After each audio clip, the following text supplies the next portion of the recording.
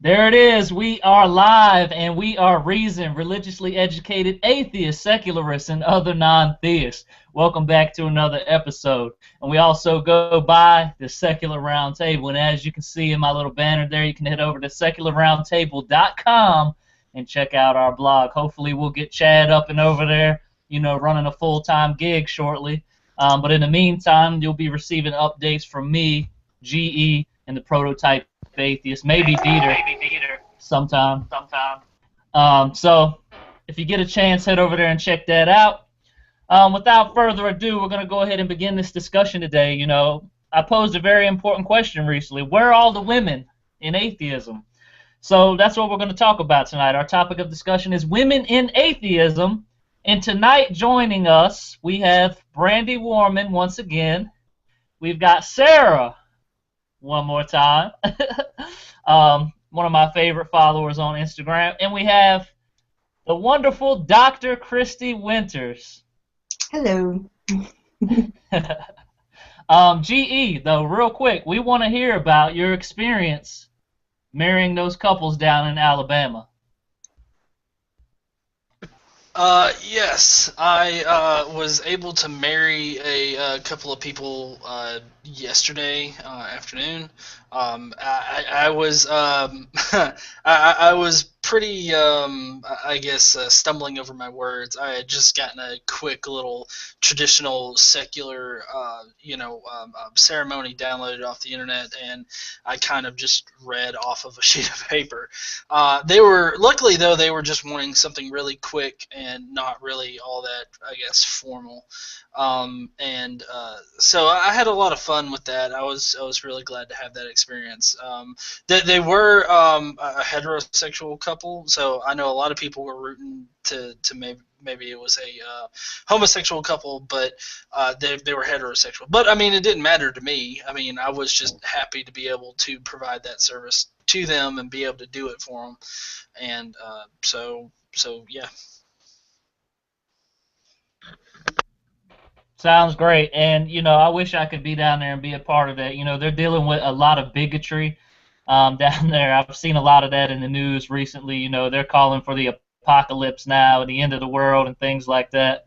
But it's good that you're doing that, and it demonstrates that as a group, we're all doing our own thing to contribute to society and make humanity better represented. Yeah, I would like to add, I forgot to add this, the reason why I was drafted to be the ordained person to officiate the marriage is because most of the county courthouses around here have actually just done away with doing these ceremonies altogether. Because, you used to be able to go to the courthouse and get the probate judge to read off a little fill-in-the-blank sheet. Because I know, because that's how me and my wife did it. We just went to the courthouse. Well, since the ban on homosexual marriage got lifted, they just throw up their hands like children and are saying, no, we're just not going to do marriages because we don't want to do marriages for homosexual couples. So therefore, nobody gets married at the courthouse.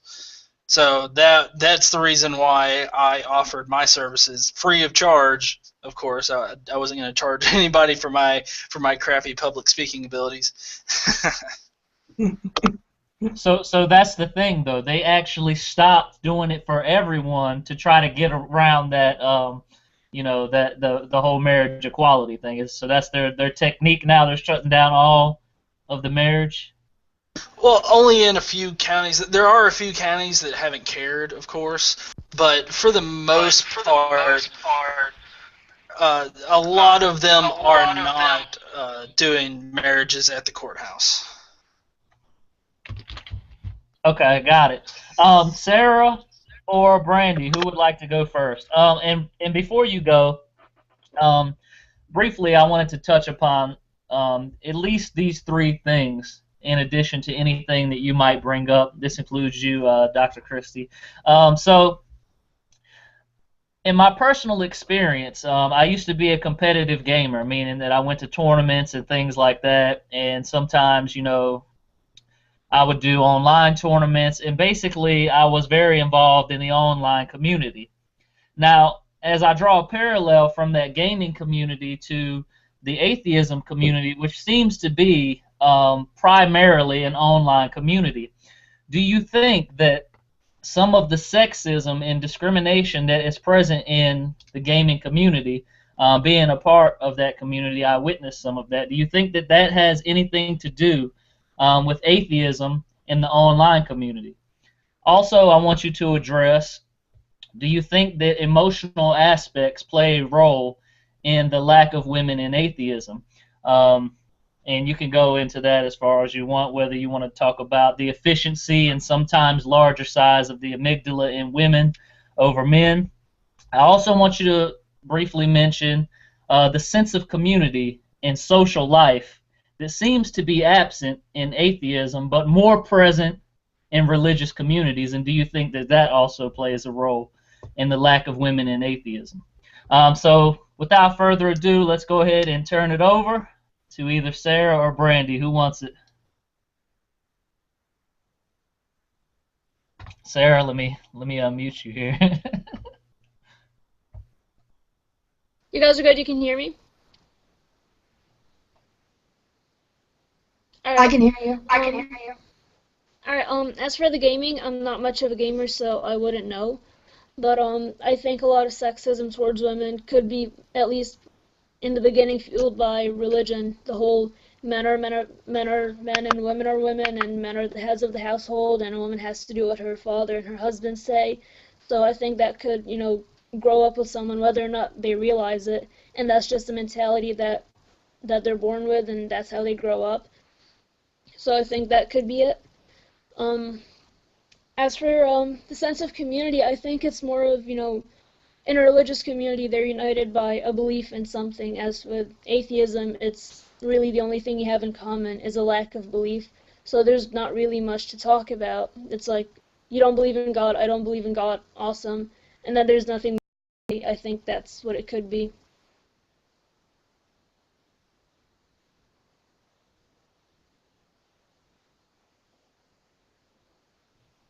Okay, so what about, do you think that the emotional aspect of religion, because that seems to be what religion capitalizes on. So there's two other things that religion capitalizes on, which is emotion and the community and the social life. It's very hard to find a structured community outside of religious communities that has that support base and that foundation for women. And do you think that that has anything to do with the lack of women in atheism?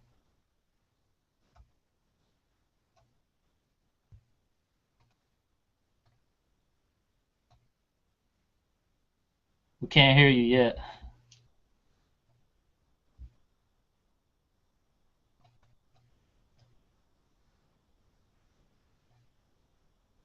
She's not muted.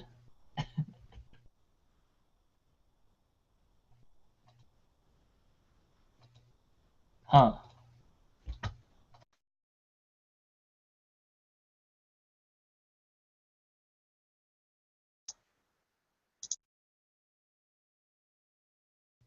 Try talking now. Nope, nothing. All right, we'll work out the kinks with that. Yeah, were you directing your question to me or to Brandy? I actually want all of you guys to address those three things, but I'd prefer if you went last. Yes. Because I want you to tie in all those studies and polls and things, all your research. Brandy, you want to take it away? We'll come back to you, sir, when we figure out what's going on. Can you guys hear me? Good? Okay. I didn't want to have another snafu. I'm with Sarah. I'm not really like much of a gamer, but I could see a correlation. Maybe the male atheists find more of a community aspect in the gaming community. Kind of searching for that answer, where they wouldn't get that from religion. So I could see a correlation in that. But I wouldn't know personally because I'm not really much of a gamer myself. I'm just bad at video games, naturally, because I am female. So I see you laughing.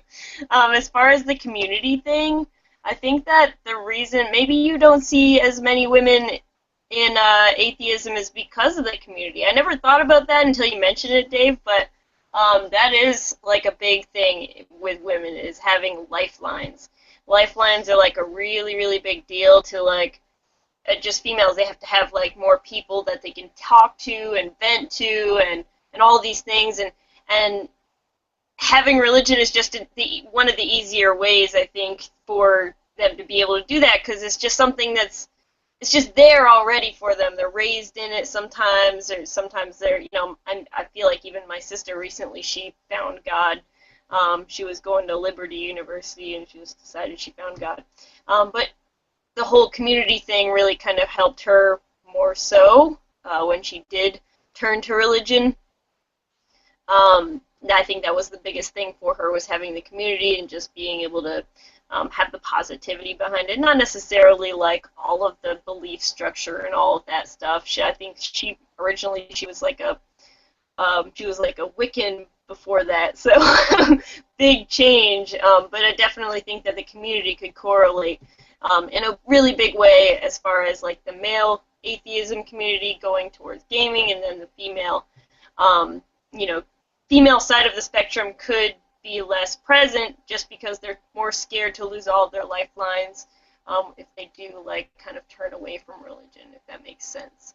And was there another question you wanted me to answer as well? I don't remember. So it was just about the online community. Not really. So I'm not specifically referring to the gaming community online. What I was doing was drawing a parallel from the gaming community, which is an online community, to atheism, which seems to be primarily an online community. So there was that, which you touched on, and then the emotional aspect of religion, and then there was the sense of community and social life, as you mentioned, lifelines, which you also covered. Yeah, I think part of it too is the females. You probably don't see as many females on the online community because a lot of females sometimes are scared to admit that they're female online because of predators and all of that stuff, or like maybe even just being treated differently. I don't know if you've ever been in an online game. I know y'all have been in an online game. Let me rephrase that. But when you find out there's a female present, what happens? You just kind of like are like, oh my god, female, oh my god, so it's like seeing a unicorn. So it's like you just kind of get treated differently, and maybe some girls just don't dig that, so they don't admit when they're female because it's easier to hide behind the computer. Okay, if you'd like to go ahead and address those, Dr. Kristi, and then what we'll do from there, since we've kind of changed the transcript here and we kind of went with addressing those three things first. If you'd like to go ahead and address those three things, then we'll go back to let you guys tell about your personal experiences with atheism and why you think it is more male-dominated. Okay, I'm actually going to do the questions sort of in a reversed order. I'll take the gaming one at the end because I think it's less connected. So you really brought up two, let's call them possible ideas of why women are underrepresented in atheism, and that might be emotional sides or some sort of like interpersonal communal benefits. And I should step back a little bit and say that I have my PhD from the University of Essex is in political behavior and sex and gender and political attitudes. And the reason that I started down that road was because I noticed that when we measured the man and the woman in our surveys, what we're measuring is a biological category. So we measure whether or not someone has the sort of equipment, or maybe they identify with that. But let's just say, because we have a very small transgendered population, we've got a big one. Like for 95%, it's going to be based on your biology. But when they wanted to explain things, they would come down to things like, well, women are more likely to be mothers, or men are more likely to be providers. And my observation was, well, that's not what you're measuring. You're not measuring providers, you're not measuring mothers, you're measuring men and women. And when there's a sex difference, you're just relying on sexual stereotypes to fill in the gaps, but you're not actually showing a causal relationship between, say, a woman becoming a parent and her more likely to vote for a Democrat to have a social safety net, along these lines. And so that was my critique, and I brought in measures from psychology of agency, or how much you feel control of your life, independence, competitiveness, regardless of if you're a man or a woman, and how much you feel connected to others, or how communal you feel, again, regardless of whether you're a man or a woman. And my sample size was taken in Britain, but it was about 3,000 Britons based using an internet sample. And my doctoral thesis revealed that when you include these gendered measures, these measures of agency and communion, a lot of times I could make the sex difference go away. So in other words, it was more important that a woman had a high sense of agency in predicting that she was going to vote for the conservative, and more important that a man had a high sense of connectedness and communion that he was going to vote for the Labour Party than them being men or women. It was just the case that women scored higher on communal measures and men scored higher on agentic measures. So it looked like men were doing things more than women, but it was really those characteristics. And I wanted to bring that also to the atheist community and kind of unpack this, because I think we also have a tendency to look at sex differences and try to reduce them down to individual differences. And I do think that there are some individual differences, but I think that in terms of women's underrepresentation in atheism, when we started discussing this, there isn't, from my own, just looking around the internet, and again, this isn't my specialty, but I don't see a lot about women and atheism. Nice crown. And the thing that I want to bring to this is, if we look at studies about atheists, one of the biggest defining things is intelligence. And intelligence really comes down to access to education. So one of the things I want to do to kind of break apart this myth that women are always more religious is, there was a study that I'm citing from 2012, and this is it's a Wynne-Gallup International Global Index of Religiosity and Atheism. And they had 51,000 people from around the world who responded to the survey. And when they took all of the people who said that they were not religious, they found that 12% of all the men who said they were non-religious were convinced atheists.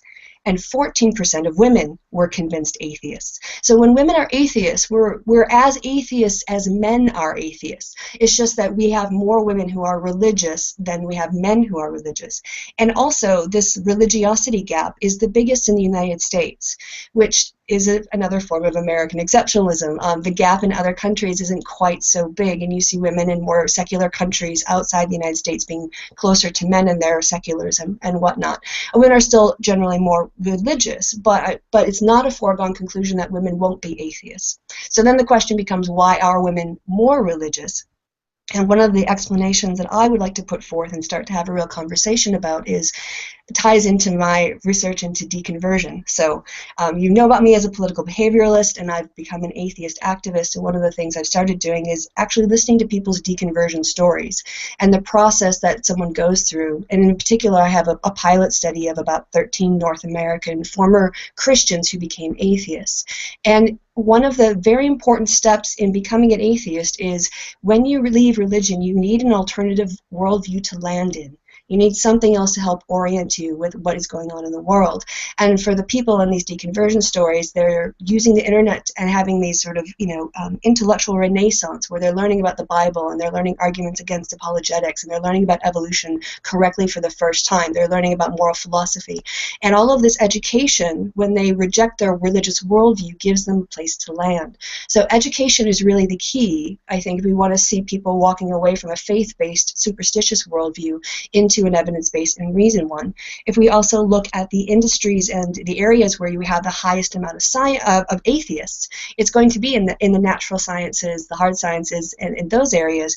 And if we look throughout history, really women have only had access to those disciplines in the last 30 years. I mean, so men, you guys have like 6,000 years a head start on having the access to the information to allow you an atheist worldview.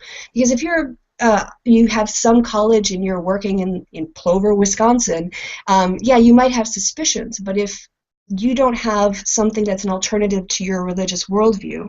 Maybe you'll be like going to some kind of woo-woo superstition stuff, but you're basically only able to operate within the world that you can function in according to what you know, and that is a direct result of how much access you have to education. So one of the other things that got picked up from my research here is that when men become atheists easier, obviously, because you guys have greater access to education, and it's also more acceptable, and you don't have as much of an influence with patriarchy telling you what your sexual values are and how you should judge yourself. It's another thing that religion does to women. But as men become more atheists, women will also become more atheists too. So we do see this trend where atheism is on the rise, and it's really America where the sex gap is the largest. So I'll stop talking because I've been talking for a long time, and I've hoped to give you something to think about.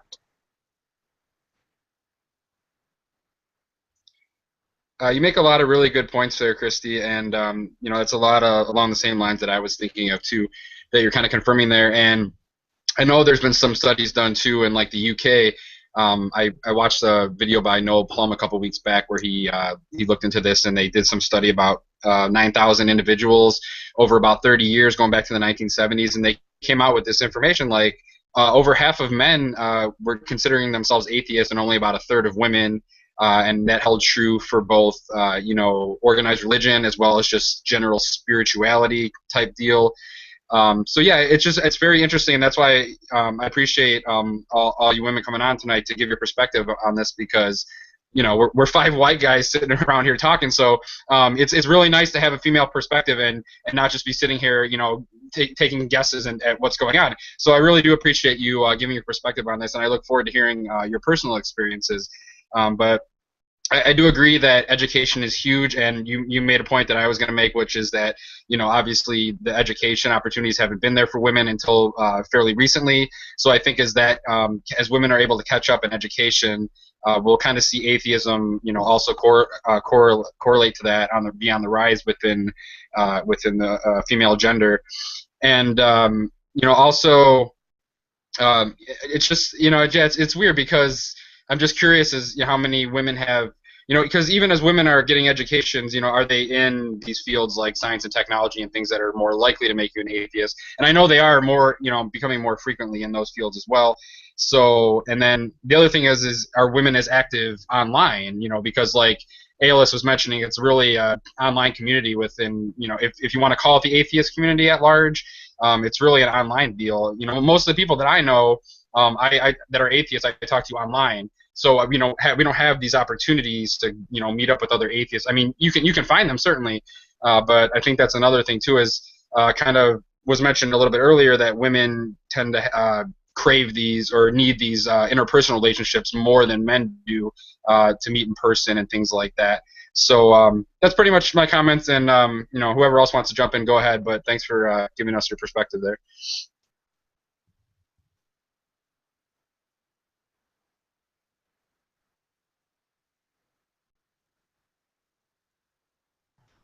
I think you brought up a lot of valid points. Dieter also mentioned there that women are actually earning more college degrees than men now, which is something, even I, in my subjective experience, have seen going to college when I'm like the only guy in my class full of, a class full of 30 women, and I'm the only guy in there.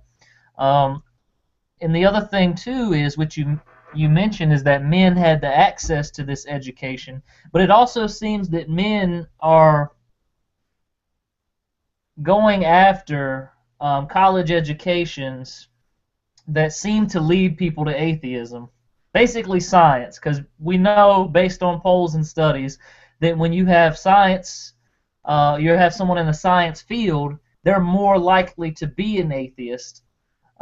Just based on the basic polls and studies. So do you think that has anything to do with it as well, that women are not, going after these physics majors and things like that? Was that question directed at me? To anyone. Well, I think, one of the things is we have to look at the ways in which women have traditionally and still continue to be tracked away from those, tracked into pink-collar jobs. And the way you phrase it, it kind of sounds, like women should just get up and do these kinds of things, which, I agree, and I know that increasingly women are, and girls are, but we first need to make young girls think that they can be scientists and not just, have Barbie dolls that say things like math is hard. And we need work-friendly places so that when we get these degrees, they don't just end up, going to Silicon Valley and then working in places that are so hostile that they end up quitting. So it's a larger question about women's involvement in science, and I think we have to look historically at how, women really have been excluded from a lot of these these areas, and when women have gone into education, they've been encouraged to go into teaching and cosmetics and traditional pink-collar jobs. So I think I would hope part of the atheist movement would actually be encouraging more women to get into science, because that is the best path to give you a firm evidence-based grounding, and also to teach you how to think correctly, how to think rigorously. And as much as it's great that women have a natural advantage toward languages, and men as boys have a natural advantage towards thinking abstractly, I think it's really important that if we do want to see atheism increase, and everybody has to know how to think critically, and that means everyone feeling welcome in the natural sciences. So.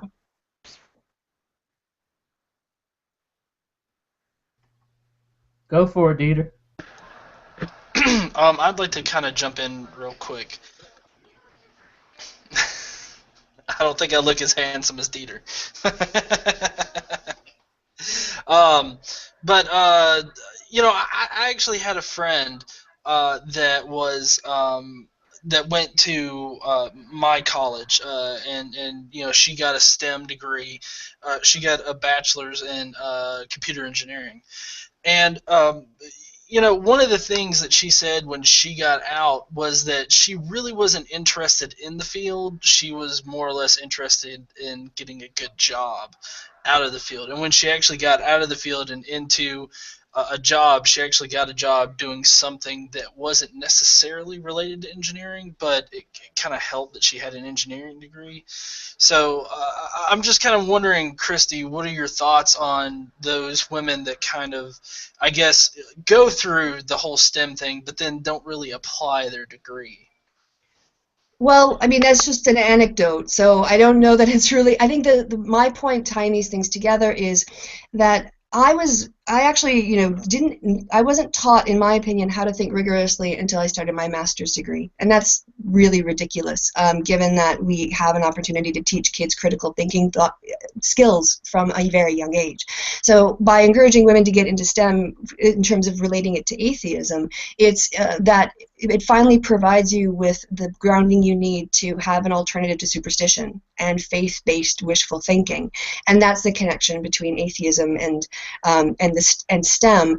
In terms of, lots of people go, I've got a friend who has a degree in philosophy, he's now a university administrator, but he's got a job, and that's the important thing. So I don't want to get into career paths, but what I do want to do is make the connection between encouraging women in the natural sciences and also critical thinking for boys and girls, especially in the United States, so that people can question ridiculous claims such as somebody lived in the belly of a whale for 3 days, and not to say that sounds crap to me, but this sounds crap to me because I learned in my biology class X, Y, and Z. So that's more my interest in bringing those topics together.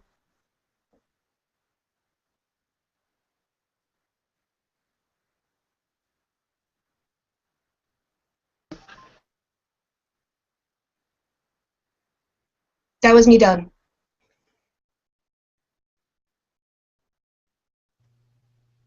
Okay, so Oh. I booted Sarah so that we could try to get her back in here, but now it's saying that since I booted her, she's no longer allowed to join. Have you guys ever encountered that before? Well, don't you just feel like a jackass? Oh no, here I am exercising my misogyny. Dr. Kristi's next. Please don't boot me. Well, then I can just go to bed because it is getting on, 3:30 in the morning here my time, so. All right. Well. Wait, should I go now? I guess. I see some nodding, some confused smiles. I'll go with that. Hello, I'm Data Lucum. I definitely love Yeah, varying I'd say go ahead and go, Dieter. What? I'm already talking, G. Wait, can everyone hear me? Okay. Sorry, G threw me for a second. Okay, so I'm Data Lucum. I definitely enjoy everyone's comments. I don't agree with all of them, but that's me. I do that a lot. Two things I really wanted to get into. One of them is life sciences, like biology sciences, are already dominated by women. It's not like a huge domination, but it is majority women now. And that can be judged for a whole lot of different things. There is the idea that women tend to work well with things they can actually like see developing in front of them, and guys tend to be able to think about really abstract concepts better, like mathematical constructs or stuff like that. But I don't really put too much stock in that because people vary so much from person to person. But that being said, it's definitely interesting that that seems to be the trend now. But the more interesting thing that I wanted to bring up is I wish I had looked this study up before I came here, but a huge meta-analysis of why women specifically are not getting into more, I guess, complex STEM fields like engineering after they went through like socioeconomic status, after they went through like discrimination within the field, when they went through all these different variables, it seemed like the biggest contributor is women being in engineering. And this actually goes for every group that is not already within the field, like minority groups. It turns out that having a physical role model that already exists in the field is the largest contributor to whether or not someone decides they want to join that field. So as far as it goes for engineering, we need more female engineers. Basically just to go, I'll do it. I don't care who's already there. Like the first pushers when a new product comes out. You need those people just to go, I don't care about the risks. I'm just going to go do it. And it's working. Slowly. But I find that fascinating, and I think that actually that can be spread to things like atheism or gaming culture, because gaming culture was thrown in, so I thought I'd throw it in. All that's really necessary is having people that are already there that people can look up to. It doesn't necessarily have to be like your hero that you aspire to be in the culture, but it's just proving that you can, and that there aren't the barriers that you just thought there were. And the thing I put in the description, or I guess the chat on the side, there is a small but very nice list of influential women already in atheism. And I think that's freaking fantastic. And I understand that a lot of these cultures started out as boys' clubs, but it's been opened up, and that's great. And I wanted to continue, because it's not a boys' club and never was supposed to be. So, good job, various women that have already breached that, and I highly encourage more people to do so. It's not difficult anymore. The community is more or less welcoming. That's all I had for that part.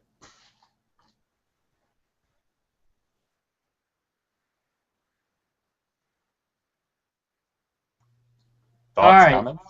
Personal experiences? Brandy?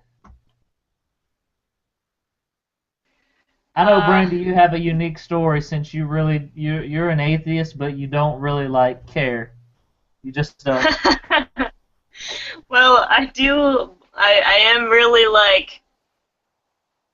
I'm pro-atheism, okay? Like atheism is good. I'm alright with that. Like if people want to try to like bring me into the religion side, I'm just totally resistant to it.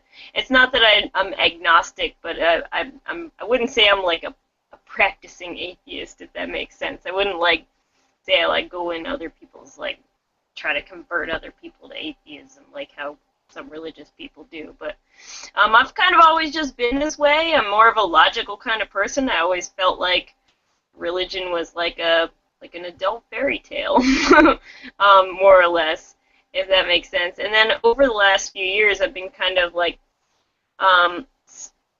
kind of thinking about it more and thinking about how just science makes way more sense. And I don't know, I guess my story isn't like groundbreaking or anything crazy like that, but it's just always been there.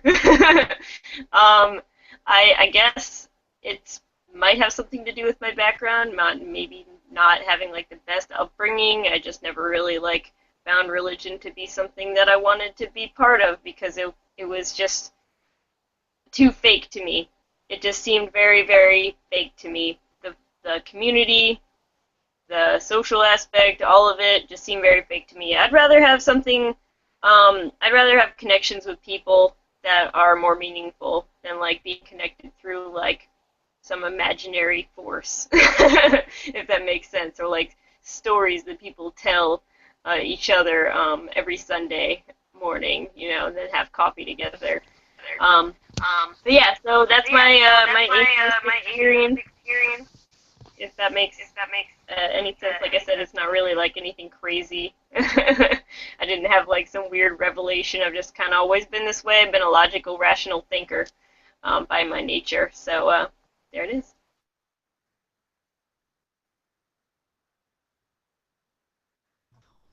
And that's kind of what we want to hear. We want to hear stories from people from different walks of life. We just don't want a panel of social scientists on here. Nothing against Dr. Kristi there, but if we have.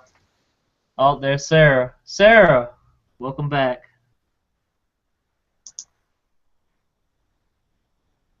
Would you like to talk about finish what you were talking about in the beginning, and then go on to talk about your personal experience with atheism and why you think it is male dominated, or why you think it isn't male dominated?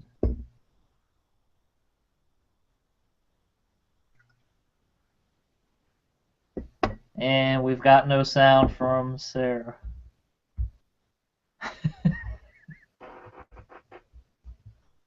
Maybe she has a hardware issue.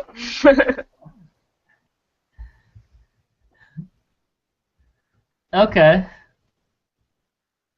Dr. Winters? Oh, okay. So my story is I was raised as a Catholic. I actually have a video on my deconversion on my channel, but I think I can do it in under 40 minutes. I was raised Catholic, and everybody in my family was Catholic. All my friends were Catholic. I lived in a very rural part of central Wisconsin. So for me, the Catholic worldview was just reality. And it's not that it wasn't incompatible with evolution, so I didn't have that many kind of cognitive dissonance problems growing up. But then because my parents got divorced, and I took issue with the Catholic position on denying communion, and as I grew older, I became more critical of its positions on things like homosexuality and contraception. By the time I was 17, my mom convinced me to go through communion because otherwise my grandparents would give her a hard time for not, having me go through communion. So I did that, but then I kind of walked away from Catholicism in general. And in my college years, I didn't think too much about religion. In my late 20s, I started to feel like it was a question I needed to address, and so I went back and I read Karen Armstrong and Jack Miles and started reading more about the Jesus Seminar and other things, and decided I couldn't be a monotheist. For whatever, I just could not worship the God that I found in the Bible. It was too offensive. But I was terrified of hell. I really had a psychological trauma associated, or connection with it. And by the time, I guess at that point I just faced the fears over a couple of years and was able to finally walk away from the fear of hell. And when I could do that, then I was liberated from monotheism. But I still felt like I needed a moral core. I needed some kind of guidance. This is why I think science and moral philosophy are so important. So what I did was I turned to Buddhism. And I was a Buddhist for about 5 years, and I really like Buddhism still. It's humanism with some superstition, is because it's 500 years before Jesus. But it really comes down to being a good person because other people matter and treat people like they matter. But even then, I guess I was starting to have more doubts, but I didn't have a way to question it very well. I didn't have a framework for evaluating it. And then I went and got my master's degree. And in the course of my master's degree, I was taught about probability and sampling size and margin of error and how we differentiate between our speculation and what we actually know. And why is a survey result, if it's done properly, more reliable than just an educated guess or common wisdom? And that was the framework that allowed me to actually not only reject, I'd gone away from Catholicism, I'd gone away from monotheism, but I was still holding on to superstition, the idea that there could be magic in the world or some kind of supernatural forces. And by the time I had that training in how to think rigorously and look at evidence and evaluate what evidence I should accept and why I should accept it, then it was a very easy step to just go, there's just nothing. It's just the world, and I need to accept it the way it is. So for me, that process took over 30 years, and it took being taught how to think correctly, critically, before I was able to do that. And that's the end of my story.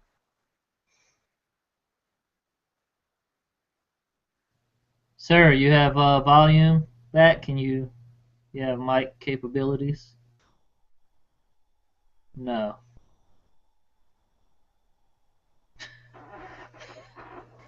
Yeah, I'm good now.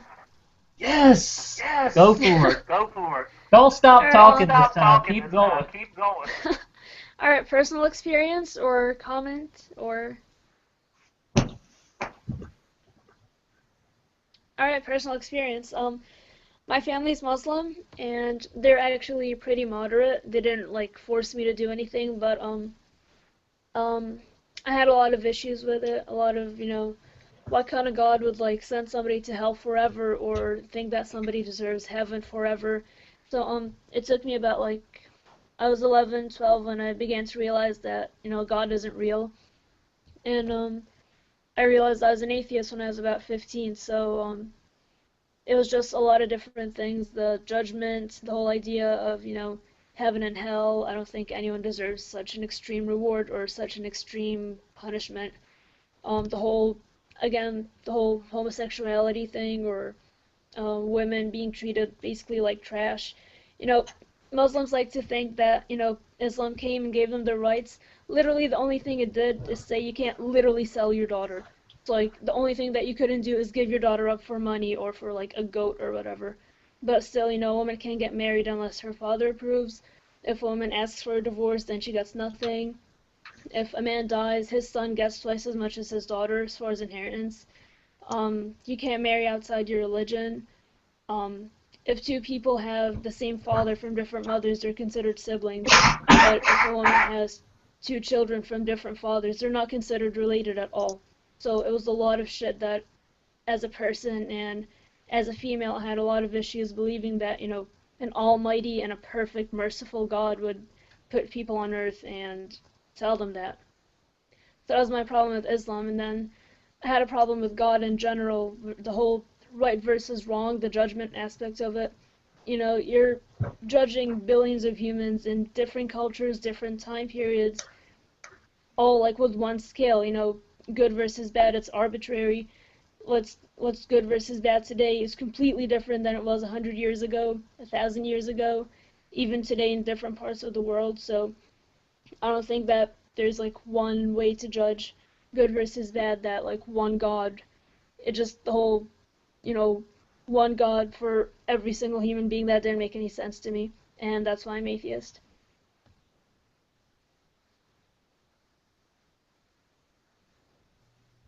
Okay, would you like to talk about why you think atheism is male-dominated or why it isn't?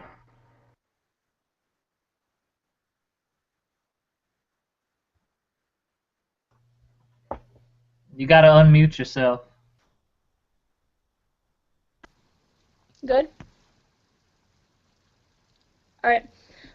Girls in general, you're taught to be, the good little girl who just obeys her family, doesn't really, women just in general, we're not encouraged to think critically or think outside of what's being told to us.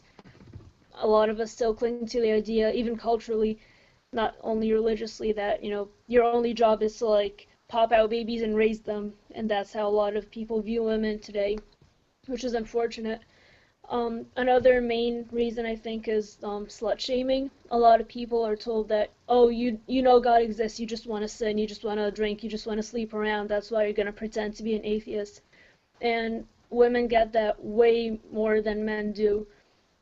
I got it from my family. Every girl I know who realized that God isn't real, she got that same thing from her family, versus guys who become atheists and they're just told, no, you're just lacking in faith, but the whole placing blame on them, the whole stigma of like, no, you just want to like basically sleep around, that's not like, it's not as bad for men.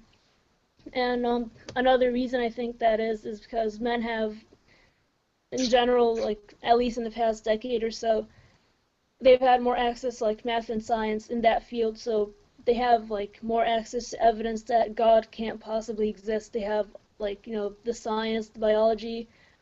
They see it like in their everyday work that there's no way that those Bible stories or the Quran stories or any sort of God could possibly exist in this real world, whereas women haven't really been in that field as much. So they're not exposed to as much information every day as men are.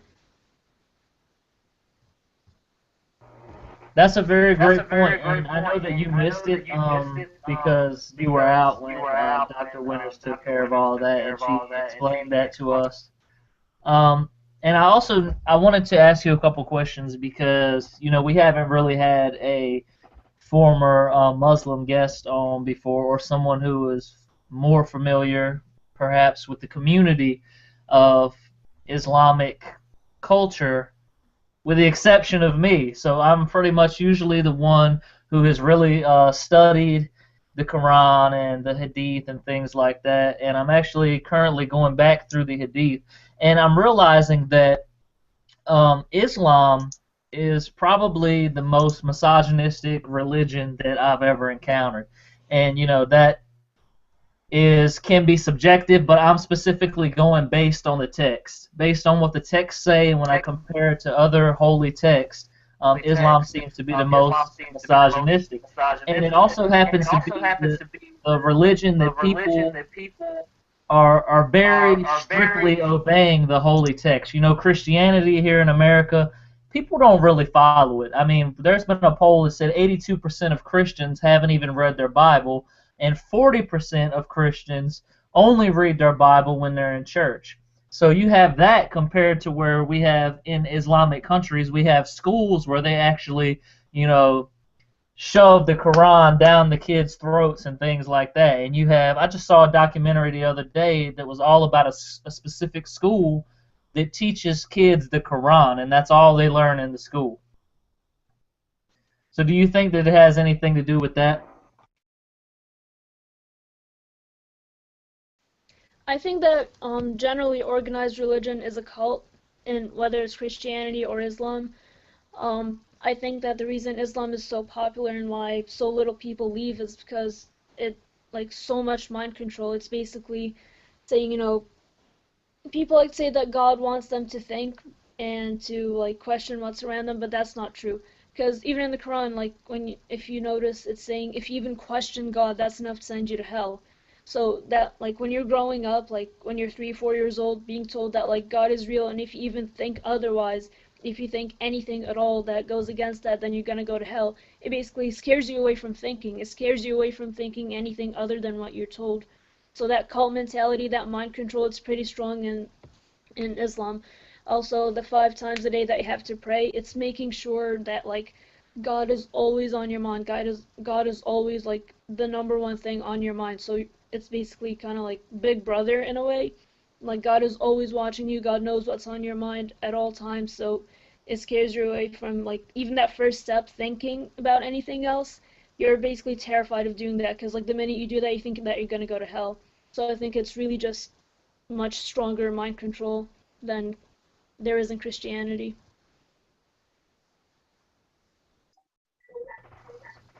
I would agree, and I know you're probably more familiar with it than me, but originally the curse from Allah was that Muslims had to pray 100 times a day. Is that right? That's what I've been told, and then I think Muhammad, I don't even remember which prophet it was, kept going and asking for less and less and less, and then until it became 5 times a day. Right, and he was even instructed by Moses to go back to Allah and get that sentence lessons. But he was like, no, no, it's okay, this will work. Yeah, According to that's the true. Quran. Yeah, All it's right, so let's head back to Dr. Christie and get some polls and studies going here since we're 8 till the top of the hour. Okay. Okay. Well, I did my one. And the other one that I had brought up, I think had to do with, right. This was the religion gender gap, and one of the things that maybe. Can I just say also, I thought Sarah's points were amazing and really great, and I really love the fact that she brought up religious patriarchy, and this is one of my things that I really want to smash is religious patriarchy. I think it's the area where feminism and atheism need to come together and both attack our common enemy, which is religion's mental control over people, both men and women, defining us into really small, narrow boxes, and thus telling us that we're happy there. And and I think the role of religious patriarchy too. Women who brought up in religion, and Sarah mentioned it in Islam, but generally women are conditioned to not question and to be obedient. So it's okay to say women can go out and do these things, but we should also recognize that there are a lot of structural and social things that men don't face, like the slut shaming, that women do have to face. And another nexus that we can think about too, especially in the United States, is ethnicity.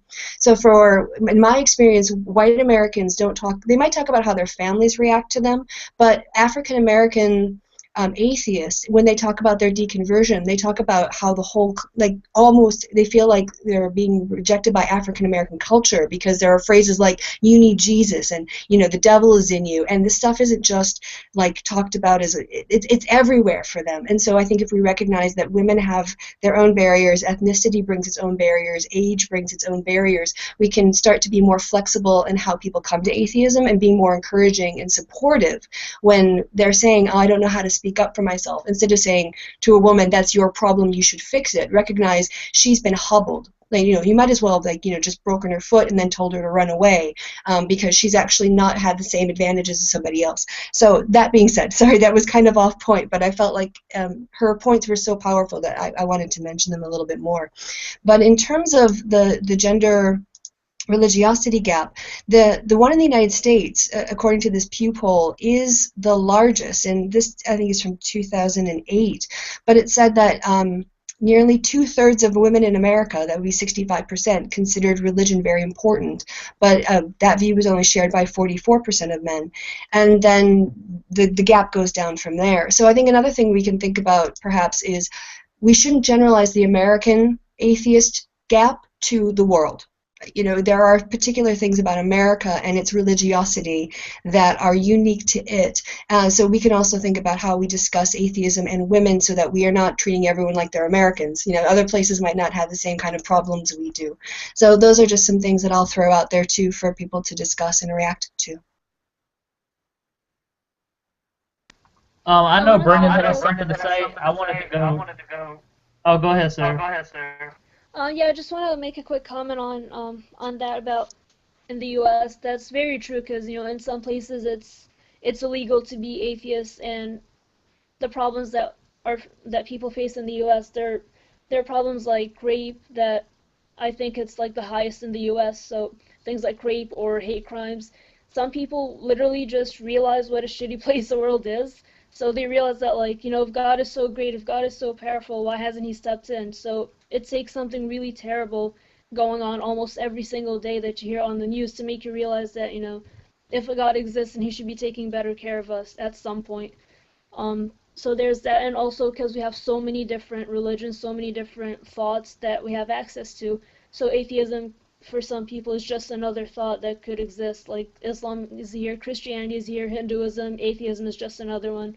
It's not so shocking here as it is in other parts of the world. So I just wanted to comment on that because I feel really strongly about that things can happen to you to make you realize that God can't possibly exist. I would agree with that, and I also think that becoming here, now this is specifically here in America because we happen to only have been, what was it, the Great Reformation or Revival that happened in the 1800s. So we're like maybe 200 years into the religion, whereas Europe has had all of this time and all of these horrors to endure, that they've kind of had more of a perspective on what religion can really do to your society. But here's another point too. At least here in America, declaring yourself as an atheist is pretty much social suicide. If I were to go out and tell all of my friends that I was an atheist and not just non-theistic, they'd probably cut me off pretty swiftly. But another point here is not just that, but women seem to be, because of the patriarchy, which G wants to mention, seem to be sort of a minority. And you mentioned African Americans there, Kristi, and they're already a minority. And one of the fears of minorities are, well, one of them is that if you are already a minority, you may be at a disadvantage. But if you were to go forward, say as an African American, and declare yourself an atheist, then you've increased your minority status, I guess. Now you are even more of a minority. Do you think that that has anything to do with it as well? I mean, it's really cutting a lot of social ties off. And I know over in Europe it's not as serious, as we've discussed this on our previous show. We've actually, I don't know if you got to see it or not, but we've read a book by a European atheist, and we discussed all of this previously, comparing American atheists to European atheists. Yeah, I mean, I can only speak to what people have said in their deconversion stories, but it certainly is the case that, yes, from listening to African Americans who talked about their experiences, and I don't have a lot of Hispanic Americans, and that might be because they're speaking in Spanish. I don't know, but I haven't had a lot of opportunity to find people who identify as Hispanic American. But yeah, it's one of those things where white people are atheists. Richard Dawkins is an atheist, and so when they do come out or they talk about it, like why would you want to be more like white people, and it does become a cultural identification, not necessarily a religious identification. I think we can maybe think about Northern Ireland and the way that Catholics and Protestants in Northern Ireland identify as religious, not so much because of issues over transubstantiation, but because it's an identity thing. So it is a way for you. It cuts off for people who have church communities, and that's really important. Them coming out as an atheist, obviously, you end up alienating yourself from all of those social networks as well. And obviously, people who are in the dominant ethnicity, in the case of North America, whites, have that as well. But as you said, they're a minority within a minority now. So there's increasing levels of alienation. And that's me done.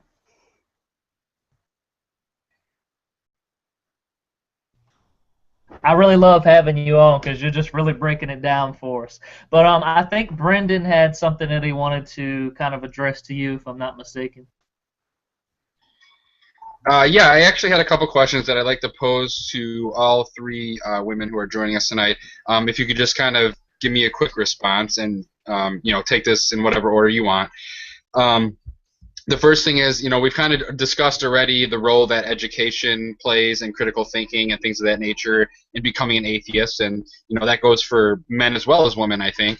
But I'm also wondering what your position is as far as, do you think that stressing the misogyny within these Abrahamic religions like Christianity and Islam is a particularly effective way of getting women to leave religion behind, and if not become atheists, at least begin doubting the religion that they're a member of. Kristi's made some really good videos about the Bible and how counting up the number of times that women talk directly to God and how many miracles they experienced outside of having to do with childbirth. So that's my first question that I want to ask all of you is, do you think that pointing out the misogyny is a good way of convincing women to leave religion behind? And the other thing is, we kind of generally been discussing women and atheism, and I think the split is about like 60% to 40%, like women to men in general overall. But it seems to me, this is my perception, is that women who are more vocal or active in the atheist community, like what we do, or the kind of leaders in atheism, it seems to me that it's even more male dominated in the people who are speaking out. So I just want to ask, do you agree with that perception, and what do you think we can do to get more women involved to be more vocal in atheism?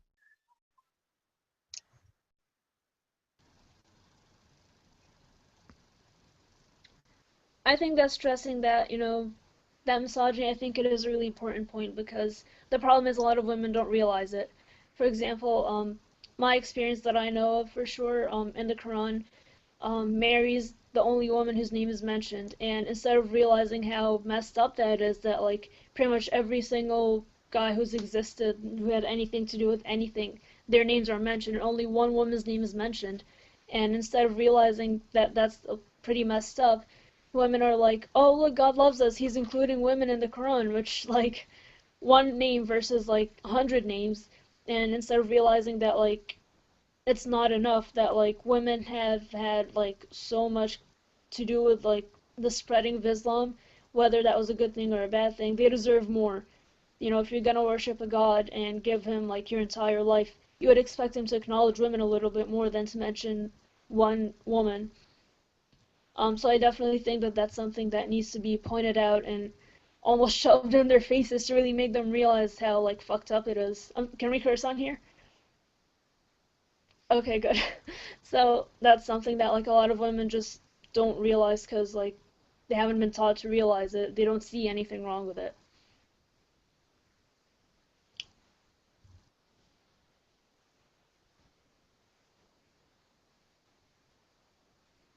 I have a point to make on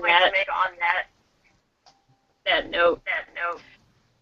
Don't forget That's to kind of interesting.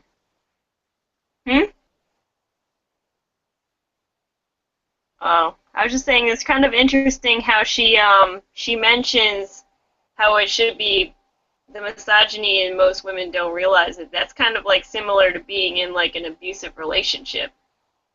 Like women, they say love is blind or whatever, if you're basically taught to keep loving that same thing that you've loved for so long because of fear of what will happen if you don't love it, right?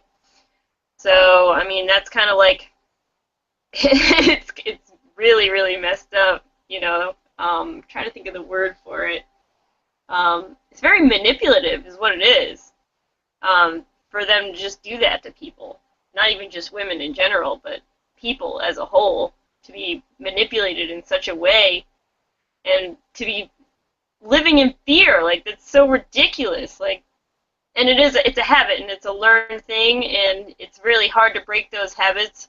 And the only way to break those habits is to have something either like monumental happen or for it to be brought to your attention like over and over and over and over again, in which, especially with, she was talking about Islam, if they've been taught to not even like think about not believing in it for so long that it's almost impossible for most people.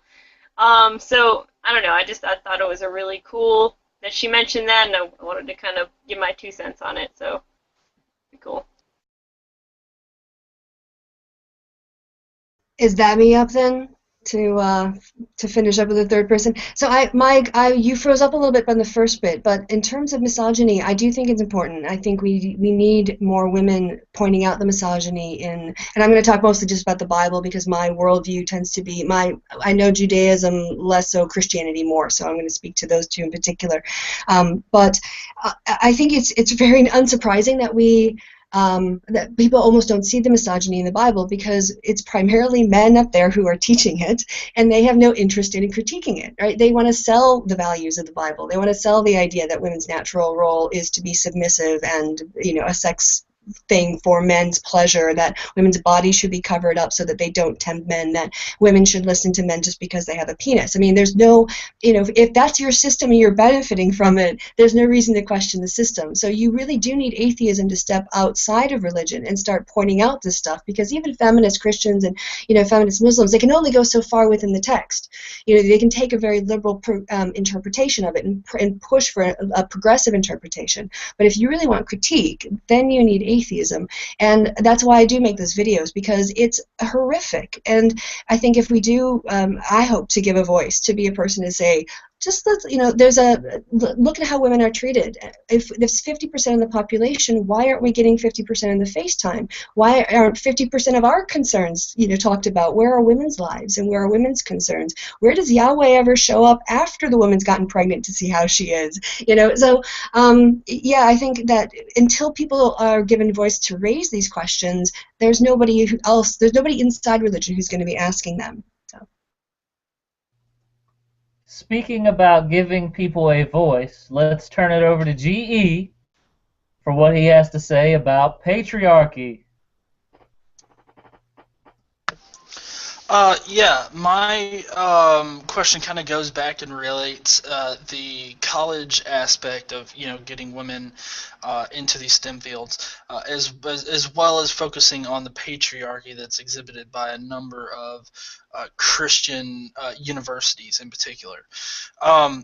Now, with the and what really brought this to my back from the in the nether regions of my memory is the fact that we have been seeing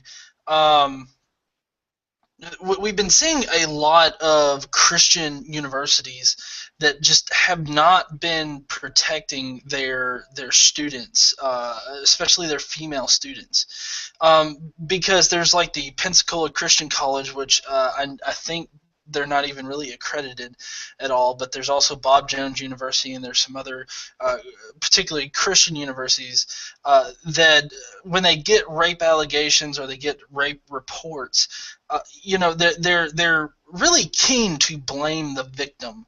And I know that this isn't unique to only Christian universities, but I feel that it probably is kind of unique that they cite a bunch of Jesus and God crap at these victims, basically telling them, well, if you were really raped, then it's your fault somehow. You got to look into your life and see where you fucked up to determine why you got raped, basically. And I'm just wondering if one or all of you ladies could speak on your opinion or your thoughts about that particular area.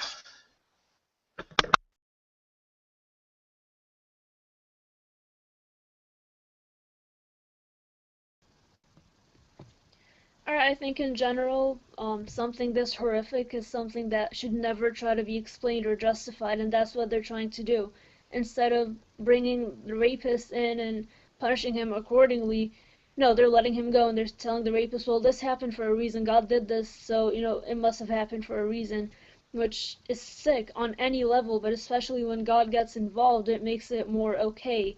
It makes it, God knows best, God did this, he's got a plan, so it almost makes the girl like blame herself, and it does make the girl blame herself in a lot of cases, because she would say, well, God would never do anything bad to me. If God did this, I must have deserved it. So once this higher power comes into equation, you can make someone believe anything. You could have somebody stabbed to death, and his family's going to be like, well, God did this to him, it must happen for a reason. So again, once you got God involved, you could justify anything. You could do anything to anybody and justify it, and the bad guys won't get what they deserve, because the idea is that God put them here to do this, so it's part of his plan.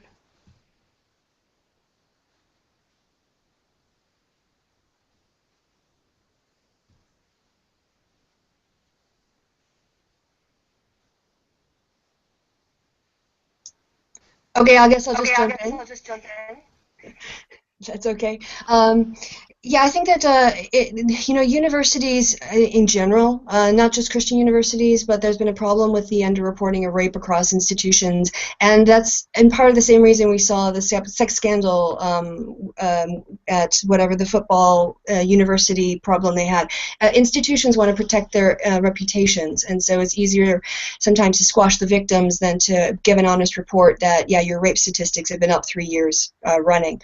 But I do think that there is a particular problem with you're right, religiosity and dealing with sex crimes because of the association that women who have sex are impure and tainted, and somehow if it was the victim's fault just because she was there, and that's why I would really like to see a lot more discussions from the atheist community. Instead of seeing, another Thunderfoot video on Anita Sarkeesian, I would really like to see one smashing religious patriarchy and giving women who are questioning the religion alternative stuff to listen to from the atheist community, positive stuff that is defending women's human dignity and their equal rights as human beings, and how religion fundamentally denies that, because the religious power structure is the man on top and then everyone else underneath, his slaves and whatever else. But the man is always on top, and he's on top of virtue because of his biology. Whereas humanism, secularism, we all start on the same plane. Men and women are equal. And then we have to negotiate power relationships. So you can never have women's equality within religion because it simply does not allow for the concept of women being equal to men. And that's a really, I think, powerful discrediting argument. Right up there with slavery. But I think we don't talk about it as much because there hasn't been enough of an audience to hear it. But I think the way that women are eliminated as victims. They don't even exist as victims within the Bible. They're just property that's being discussed and managed, and either killed for participating or her dad is being paid out in property damage. That as a concept is offensive, and I would like to see more discussions about that.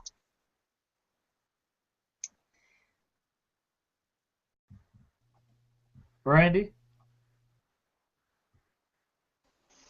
I feel like a lot of points were touched on already. I don't know. I never really thought about the whole patriarchy in religion, but it makes sense. I mean, it makes the whole religion thing. They kind of put women as just an item that is just part of the story. It's not really something that's integral to society. You know what I mean? Does that make sense? I'm trying to elaborate, but I can't find the words. So can I just say you're exactly right. You're exactly right, because Enlightenment principles deal with human dignity, and the Bible deals with power. So you'd have to take power away from men to give it to women in a Bible structure, whereas in egalitarianism we all have power. So you're exactly right on that. Right. Yeah. Well, I mean, they put us as just a piece of the puzzle, not the puzzle as a whole. How males are portrayed. And no, I think that's a really interesting points that were made on here, especially about the whole sexual violence versus religion. Touching on that, I think that is something that kind of makes women change from being religious to non-religious. In that manner, because then they start questioning, as Sarah was saying, if that was something that was part of the plan, and why would something so horrific be part of any plan that's supposed to be considerate to your values and your well-being, or whose plan are you a part of at that point? And the whole patriarchy thing kind of makes it seem like, women aren't really part of a plan, or women don't have a plan themselves. They're part of someone else's plan. So maybe that's one of the reasons I never really got into religion growing up, is just because I never really saw my part in it. The community didn't really interest me personally, because it didn't seem like something that was, really, I don't know, it wasn't really inclusive for me. I don't feel like. That makes sense.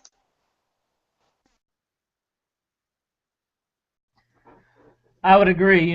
Pretty much everywhere that the Bible mentions a problem regarding a man and a woman, almost always the woman is at fault. And if you take childbirth, for example, it's almost always that the woman is barren, and not that the man has problems, getting it up, or getting sperm out or anything like that. It's always the woman that is barren. But I wanted to shift it over to either Chad or Dieter, who have been relatively silent all night, to see if you guys have anything to say or to add to this discussion before we go into Hypocrite of the Week. Yeah, I'll start off just by saying that this is the first time I've spoken tonight, and I think that's, on my part, that has not been accidental. It has been an absolute joy to listen to all three of you ladies and talk about your different experiences in atheism, and I think that's I think Kristi said something that very much resonated, which is that we're just not having the conversations, and I think that we really need to be. The fact that you three all have such different conversion or deconversion stories, I think really lends a lot to the conversation, and to hear the unique challenges that you guys have faced based on pretty much solely your gender, I think has been absolutely fantastic to hear. And it does make me wonder about a broader point, that being that I wonder how big a part disenfranchisement is playing in women not converting to atheism more often. And what I mean by that is, so again, this is something that you guys already talked about a little bit, but like in the black community, for instance, they're a community that already feels disenfranchised, right? And so to give up something that's going to disenfranchise them further, that seems like it would be a difficult leap for a lot of people to make. So I'm picturing the case of, like, say, a woman who's trying to move up at her company or something, and maybe it's kind of a smaller business or something like that. She's trying to move to an executive level. And not only is it a boys' club, as were the companies that I worked for when I lived in the South, but also a Christian club, you know what I mean? So I wonder how many women that would put off from saying, well, not only am I a woman, so I'm going to have a hard time getting here, but I'm also an atheist, so let's just make this even more difficult on myself. I think that would inspire a lot of people to remain in the closet. So, yeah, I wonder what role that plays, and I don't know if there have been studies done on it or anything like that, but I think it would be interesting to hear. And again, yeah, thank you guys all for your comments. I think it's been a very productive discussion.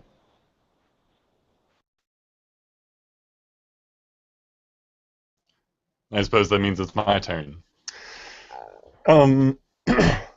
So I've been just listening to I've just been listening to everything that everyone's been saying, and for the large part, I kind of agree with it. It is very difficult for a group of people to move into an organization where they don't feel represented, and it's even harder when they come from an organization where they were exceptionally underrepresented. So in that aspect, I can totally understand, and it actually makes me think that my tactics aren't perfect, which is strange for me because I'm so awesome. But that being said, I only say these, it makes them laugh. I'm sorry. Anyway, it's interesting because a lot of the specific points I don't necessarily agree with, because pretty much every hard-lined, seemingly misogynistic atheist on YouTube has talked about these particular issues. It's just their videos that are popular are not the ones that actually have that kind of useful information. A lot of the high up atheists talk about things like the appalling treatment of women in religion and see it as, I guess, such an obvious thing that they don't feel they need to talk about it that often. But I do agree. That is a subject that isn't talked about too much, and it's worth being talked about more. But at the same time, I think it's just everyone in religion is treated terribly. They're taught to hate themselves, basically by definition, and that they need the religion to save themselves. The only thing I could definitely add to that is women are taught to hate themselves more, but in very specific ways. And I think that would be a different conversation, where women are kind of told that everything is their fault. Men are told that their lives just don't even matter. So I don't want to play the game on who's worse off, because it's just disgusting no matter which way you look at it. So I think the emotional aspect is significantly more important than I gave it credit for. And this might be the incredible exhaustion talking, but that I'm going to include that in my repertoire. Thank you very much. Kristi, Sarah, Brandy, anything to say about that before we go into Hypocrite of the Week? I know for Dr. Kristi there, it's getting into the wee hours of the morning, and we want you to go ahead and get some rest if you have to. So you don't have to stay for Hypocrite of the Week, but we would like you to go first so you can go ahead and say whatever it is you have to say so you can get back to that most important rest. Yes, thanks. I want to thank you guys for inviting me on and having and listening and asking really great questions, and also the other panelists who contributed all made really great points. I think I would just maybe say on the last point, I don't think we have to give out awards for who has it worse. I think we can all just try to be more empathetic in the ways in which religion fucks various people over. And I would agree that religion teaches women to hate themselves, but it also teaches men to hate women in the same way that women hate themselves.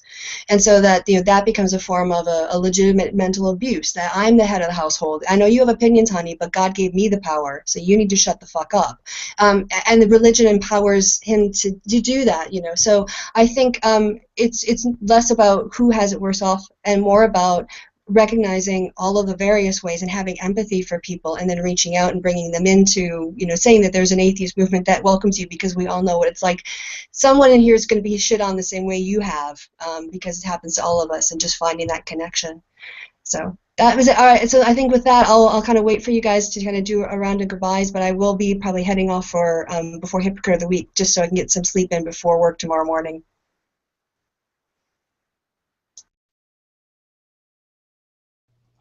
We totally understand that. We really thank you for coming on board. As a social scientist, you definitely made, you added the cherry to the top of the Reason Live show this week, so we're very thankful for that. Sarah and Brandy, do you have anything you would like to say before we head into the most amazing part of the Reason Live show?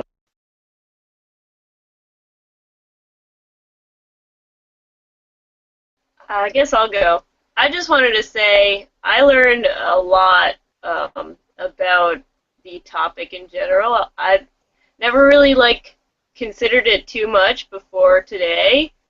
Oh, maybe it's more men, maybe it's more women. I'm just not as involved in the atheist community, but it does seem like there is a really big apparent difference between men and women in atheism. Women seem to be a little bit more under the radar than men are in the atheist community. And I'd like to bring more women out, You should be able to be proud to be a critical thinker. I think I really thought all the points about racial differentiations or differences and social circles and the emotional aspect of it were really powerful. Talking about how, alienating yourself even further from being already a minority is pretty interesting to think about, and how that can influence somebody or even a culture as a whole. Being singled out is no fun for anyone. So being the kind of person who is going to choose to be singled out is really, really difficult for some people. So I just want to say I think that was pretty cool, and maybe if there's any ways that we can, I think it would be interesting for us to think of ways that we can make those types of people feel less singled out in the future, and more welcomed, and maybe having a more warm community, you know what I mean? Not necessarily religion bashing, but just what makes religion such a warm community to some people? They get together sometimes, they talk about their experiences in doing exactly what we're doing right now, basically. But yeah, so I think that's a really great start that we're having right here.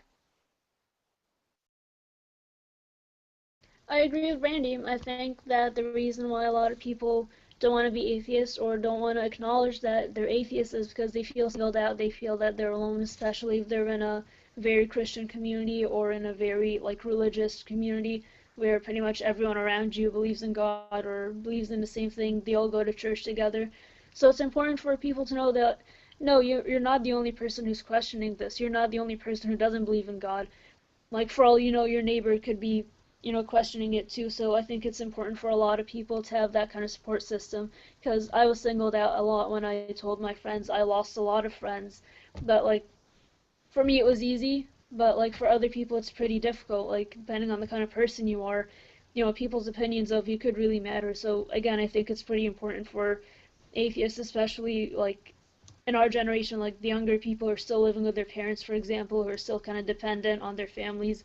It's important for them to know that they're not alone, and that no matter what you believe, there's going to be a support system. If you believe in God, you have your family. If you don't, there are others who could be like in your area who also are questioning it, so you're not going to be singled out. You're not alone. I think it's pretty important for them to know that and to feel secure in coming out with whatever thoughts are on their mind. Very good. We thank you guys for coming on, and we're very happy to have the brilliant Dr. Kristi Winters on tonight, one of my besties, Brandy Warman, and the lovely Sarah online tonight. So we'll go ahead and say our goodbyes. We'll go ahead and kick you off, Kristi, so you can go ahead and get some rest. All right, thanks. And good night to all of you. Good morning to me. Thank you so much for coming on to the show. You're welcome. Goodbye. Good night. And now, it is time for my favorite segment of Reason. Get ready, Dieter. It's like, I got this for you. Hypocrite of the week!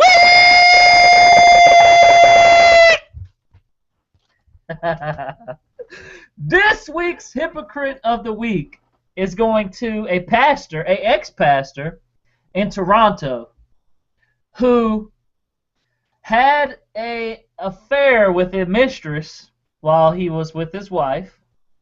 He got removed from his pastor position, as I understand it. And then he couldn't get over the whole cheating thing, so he developed a porn addiction. Now, this is according to my understanding. This may change as we watch the videos, but he developed a porn addiction. His wife forgave him for the cheating, but could not forgive him for the porn, so she put a filter on his computer to block out all the porn. Well, that was too much. You can't get rid of the porn. He gave drugs to his wife, and she overdosed while in the bathtub and drowned to death. So we're going to go ahead and what a hypocrite on so many levels, but we're going to go ahead and play a couple videos here for you guys, and then we'll do what we usually do with the discussion afterwards. So first, we've got the alleged mistress testifying. I think I saw that she was on the phone with him when his wife was killed. So we have that, and then we have a 911 call. So here we go. Let's see if we can get this thing going. Subaru style.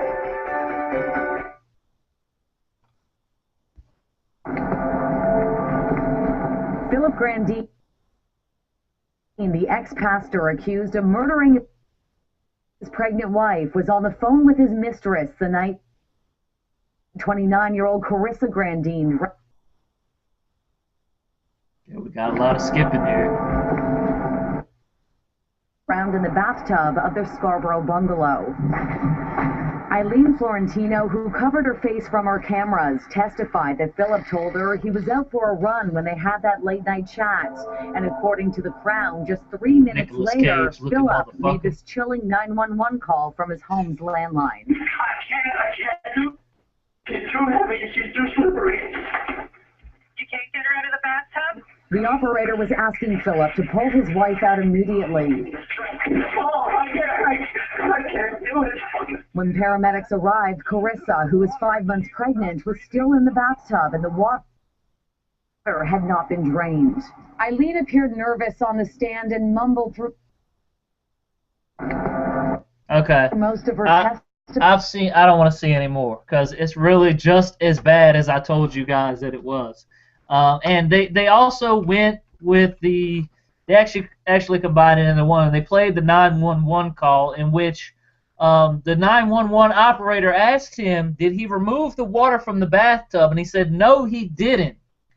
And the 911 operator asked him to do that now while he was on the phone. And he said, no, she's too heavy and it's too slippery. I don't know if you guys heard that. But let's go ahead and talk about this thing. Nicolas Cage looking motherfucker. I think you're getting hypocrite confused with violent criminal. Because this is Stop trying to sabotage this here. He is a freaking hypocrite. Whether we wanna make this a biblical thing, because I can put myself on mute and go pull up a couple verses for you. Oh, whatever, man. No, but seriously, this is a terrifying example of really warped ways of thinking. I mean, first off, you betray the trust of somebody you claim to love just by seeing somebody outside of the agreements of the relationship. That's not cool. But then it's like, then porn addiction for some reason. Then the wife, who's already dealing with a whole lot of shit, is like, you know what? I'm also not comfortable with that. And she was 5 months pregnant. I forgot to mention. Of course she was. Because why wouldn't she be 5 months pregnant? God damn it, dude. But okay, so now it's even more terrible. Great. So this guy is awful. Well, you know, this relationship should have ended long before this sort of like violent reactions would have happened. Like they shouldn't, after the cheating, they should have just broken up. Clearly this guy is very unstable. Anyway. So now hold on. Lay out what the whole sequence of events was. Why did he drug her and put her in the bath? It basically seems like he no longer wanted to be in a relationship with her. So what happened was he got caught cheating. He got caught in an affair with that mistress that we saw in the video. It's okay. She forgave him for that, even though as terrible as that is and a relationship ender that it is, she forgave him for that. But then he had a porn addiction, and she wanted to put a filter on the computer.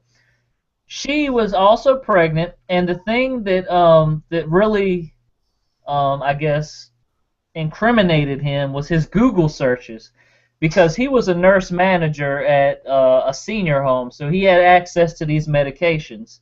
And I'm not sure of the exact medication that he used, but he was Googling it, and that's how they found, you know, what would happen if I gave such and such dosage to my wife, or what happens under such and such dosage. So he had been planning this, and that was the thing. It was very premeditated. He had multiple Google searches about this. And at the time that he did it, and let me go ahead and make this clear, too, because this wasn't mentioned in the video. That wasn't the first time he drugged her. He drugged her a time before that, and then he fucking drugged her again while she was in the bathtub. He put it in like a slushie or something like that. And then that's when she drowned in the bathtub because she was so drugged up. Well, I guess I just don't understand the reason for the drugging. Like, is he a Bill Cosby wannabe or something? He was trying to kill her, I think. Was it, I mean, so his goal was trying to kill her. I mean, I don't mean to sound heartless, but it seems like he succeeded. I mean, what were you going to say, Dieter? If you're going to be evil, you might as well be good at it. Yeah. Well, I don't know. That's a terrible way of thinking, G. He probably just wanted to make it seem like some sort of accident, like pregnancy complications, something happened to like her insides or whatever. Like he wanted something to go wrong from the inside, so like it wouldn't like create a scene or have blood or like, you know, anything like that. Probably just wanted to make it seem like something happened with her. Well, I mean, it's very stupid of him to use drugs in order to kill her, because drugs are easily traceable. Not to mention the fact that if you don't know that Google records everything that you do, you really don't need to be on the internet searching for ways to kill your wife.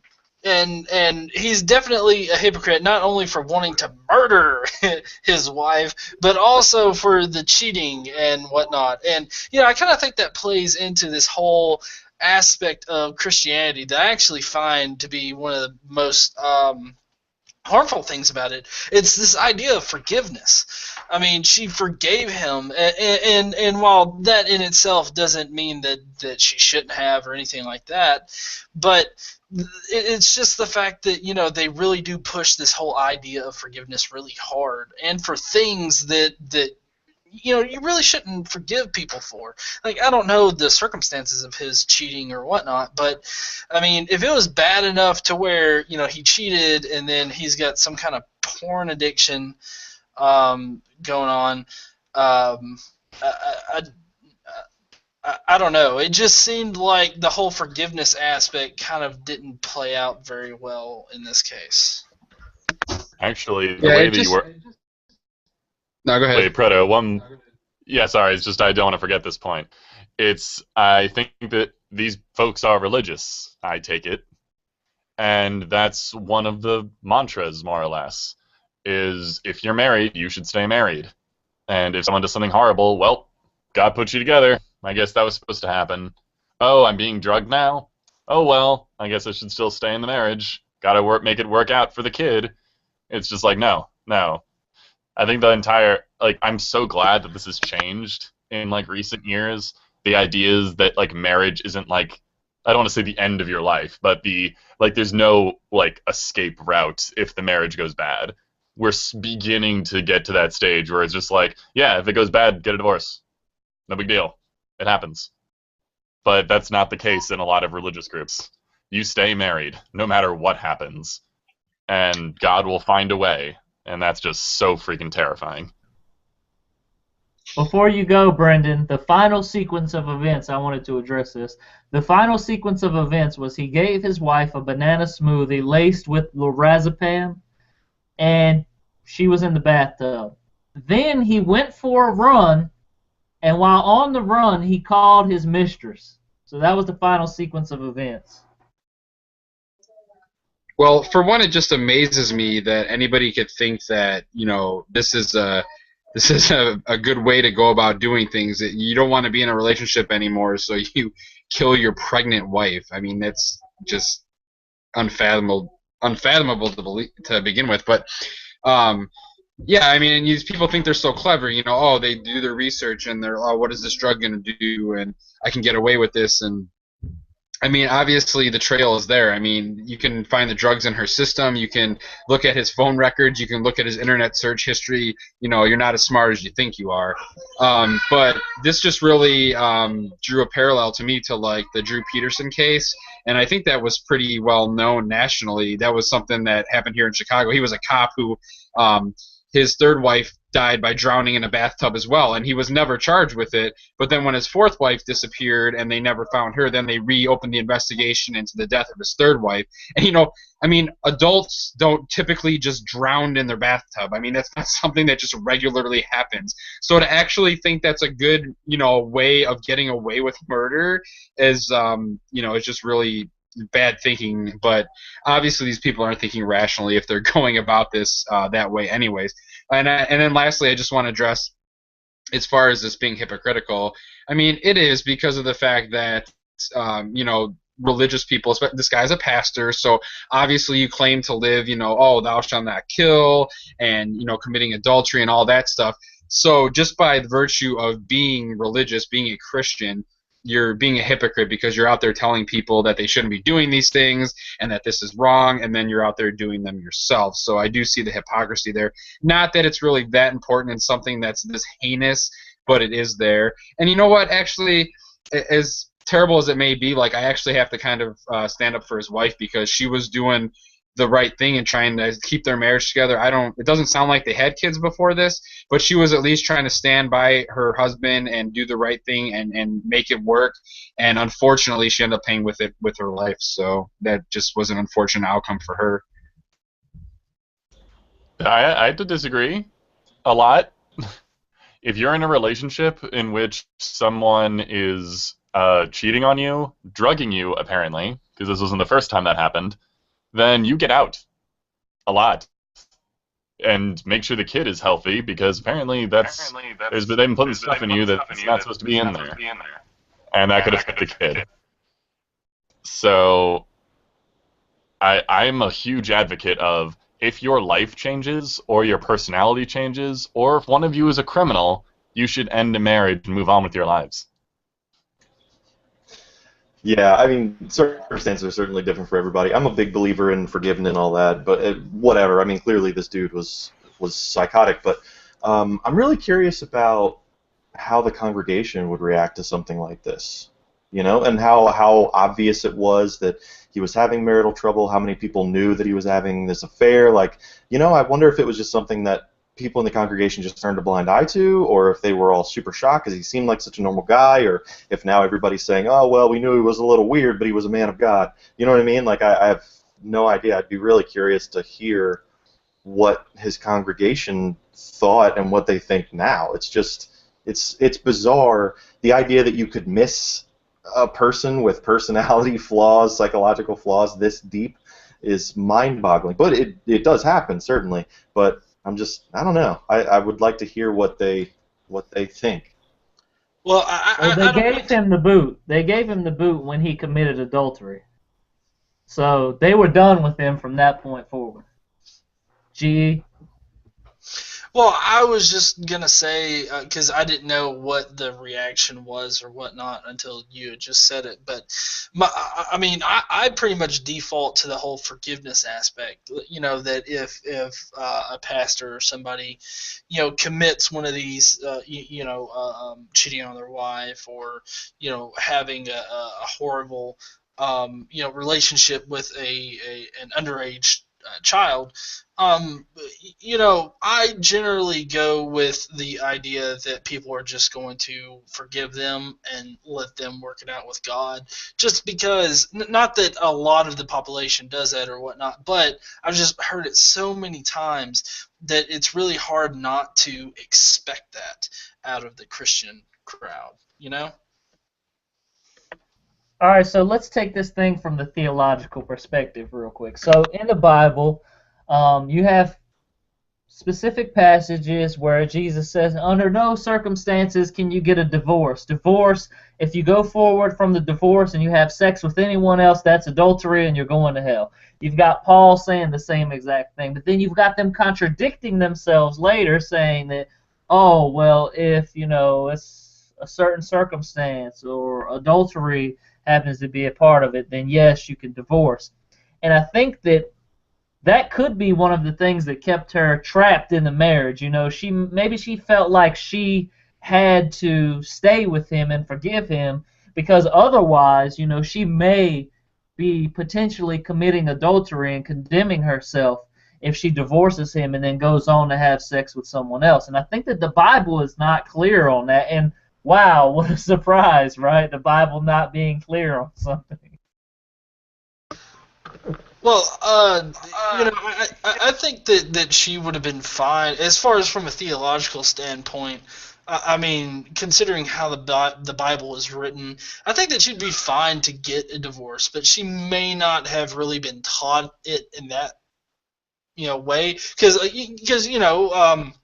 churches like to coach their congregation on how to read it in their own particular light. So, I mean, it's entirely possible that she was taught that divorce is bad and you don't need to get a divorce. Although I will say that a lot of congregations, they have no problem with divorced people being in their congregation, but they will regularly shun like homosexuals out of their congregation because of course homosexuality is a sin, but then they don't have a problem letting in divorced and remarried people, and I never really, and the excuse that I usually get whenever I bring this up is that, well, there are specific instances where divorce and remarriage is fine. And it's just like, okay, do you like screen them before you let them come into your congregation? Do you check the reason why they got divorced?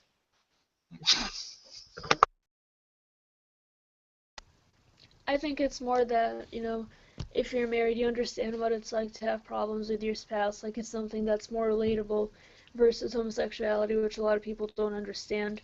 So it's like, yeah, it's a sin, but, God will forgive you because it's really hard, versus, I don't understand why two men would want to be together, so I'm not gonna even try to make any excuses for it. It's a sin, it's a sin. There's no going around it.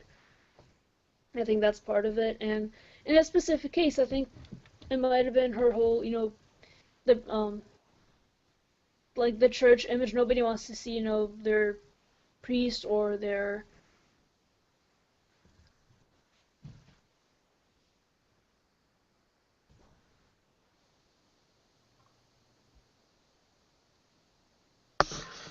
Anybody I else got think what anything to she's say? going there for, I think what she's going for there is that nobody wants to see the priest or the pastor get divorced. That can be a pretty tragic thing for a congregation. Real quickly too, the other thing that is really just insane here. Okay, as Eater said, if you're gonna do it right. You know, if you're gonna be one evil badass motherfucker that don't give a shit about anyone else, you need to do it right. Okay, you can't be googling shit on your phone. You can't be getting medication from your job to give to your wife. You can't fuck up the first dosage and mess it up and then have to go back for a second dosage and get her the second time. You can't be having, calling up 911 and saying that it's too slippery. I can't let her out of the bathtub. She's too heavy. The fucking 911 operator says, let the fucking water out of the bathtub, you dumbass. Anybody have anything else they want to say about? I mean, this is just ridiculous because not only did he commit adultery, but he went forward. He did not stop. And this is the thing we see with the Hypocrite of the Week. They get one little taste of that freedom and that lifestyle that they're trying to go for, and they just go insane with it. All right, one thing I wanted to say was that was a critique on GE's thing. I don't approve of well-orchestrated murder. Just throwing that out there. Yeah, let me go ahead and say that too. I'm not saying to do it. If you are going to do it, though, do it right, man. No, don't do it at all. Actually, if you're going to do it, screw up like crazy so we can catch you. Oh, man. Brandy, you have anything to say about this extremely... Sorry. Oh, go ahead. Go ahead. No, the actual point I wanted to add was I wanted to comment on the idea of what the congregation would think because of the situation. I was actually surprised to hear that he was kicked out, because a lot of the various pastors that are found doing things that aren't just against their religion but also illegal, they're just like, all right, that's fine. And that's because in a lot of denominations, they really push the idea that all humans are just horrible, just awful people. So they're expecting it almost. There's like license to be a horrible person. Then say you're sorry, depend on Jesus all that more, and then everyone's just going to clap and be happy about it. My favorite example is Ted Haggard, the megachurch guy in Texas that was unbelievably against homosexual people, especially when he was found with several of them doing cocaine in a hotel room. And he was just like, yep, man, I just slipped up. Sucks to be me. But I totally prayed about it, and can I start making millions of dollars again? And they're like, sure, don't worry about it. And it's just like, come on, people. There's being deluded, and there's being, like, suckered into something for crazy emotional reasons, and then there's just being sad. Well, that's the thing, you know, religion kind of teaches people that they can evade that personal responsibility. But I wanted to go back to what G was saying there real quick before I forget. He was talking about how they can allow, divorced or remarried people into the congregation while at the same time shunning homosexuals. And it kind of goes to the same thing with how they allow unwed mothers into the church. The thing is, whether you realize it or not, I did a very great video on this at the Philosophical Atheism YouTube channel, but whether you realize this or not, they're looking at homosexuality as a choice sin. And what I mean by that is that to be a homosexual and to engage in gay behaviors, or homosexual behaviors rather, you actively have to go out and do it. And if you categorize yourself as a homosexual, what you're saying with that statement is that not that I'm going to sin and ask for forgiveness, but I'm going to continue in this sin. Whereas the difference, which actually is not really a difference if you go from the theological perspective with the divorcee, if you want to go by what Jesus said, that if you have sex with someone else, or what Paul said too, then you're committing adultery. So really, that is a consistent sin as well, because if you every time you have sex, you're committing adultery, whether you like it or not. And they don't think about that part of it, because it's some things that can cause you to have a divorce maybe out of your control, even though the only one approved thing that you can get a divorce for is adultery. That's just the way it is, and that's the way that they have overseen it for centuries now. The same thing with unwed mothers, even though that is like kind of like a one-time thing. It's not really the same as the way they view homosexuality. Well, now, Alice, correct me if I'm wrong. Doesn't like the former husband have to give kind of like a receipt or something to the wife in order to say, hey, she's divorced legally by our standards right now, so yeah, she can go out and get married again if she wants to? I mean, isn't that in there? I thought that was one of the rules. Theologically, no. If you want to specifically talk about different denominations or different religions, such as Judaism, then you're going towards a direction in which they do actually do that kind of thing. One of my favorite stories was when, I think it was the Sadducees came before Jesus, and they had this woman there who was, she was divorced 8 times or 7 times. She had 8 husbands, basically. And that's just kind of sidetracking. But they asked Jesus, when we get to heaven, whose wife is this? Which of these 8 men does this woman belong to? And, he basically, I don't know if the writer couldn't come up with a good scenario or not, but basically he was like, you just don't understand. But what do you do with that? What do you do with a person who has... specifically in that case, I guess they had a documented person they were referring to, which had been divorced 7 or 8 times. At what point does being divorced and continuing to commit adultery have to correlate with homosexuality and the choice to continue in your sin? And that's another thing that doesn't really relate to this pastor, but it seems that if you ever watch that video, I don't like men's no more.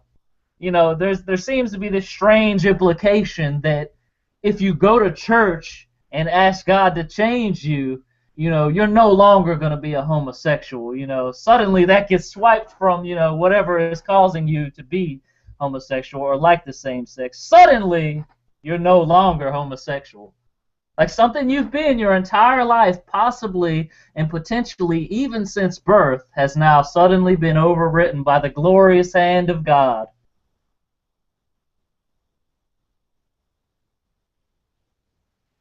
I don't know. This is really frustrating. So let's go ahead and stamp this idiot with Hypocrite of the Week. So, for committing adultery, getting yourself banished from the church, and probably the reason why is because the mistress was a member of the church and not willing to give up her membership. I see Dieter's got the mallet there. 4. Let's just go ahead and say, man, for I know it's hard. We all watch porn. It's no lie. Man, I watch porn like 10 times a day. I ain't gonna lie. We all got porn addictions. I'm just putting it out there. But for having such a porn addiction that your wife has to install a filter on your computer, it must have been intense, because my wife ain't did that yet. So it must have been intense for that. And then for not covering your tracks well enough, for not being enough of an educated killer, and drugging your wife. Why? Well, let's just stop talking and condemn him.